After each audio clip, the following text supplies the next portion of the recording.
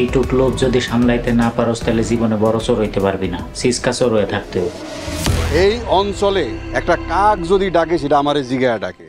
ফুলটা আপনার কানে গুজে দিন, সুন্দর লাগে। এলাকার মানুষ আমার উপর যে ভরসা আর সম্মান করে, আমি তো সেই সম্মান আর ভরসা নষ্ট করতে পারি না। কেউ যদি হাইডা বাস খাইতে চায় তাহলে হ্যালো গামগো কিছু করার আছে?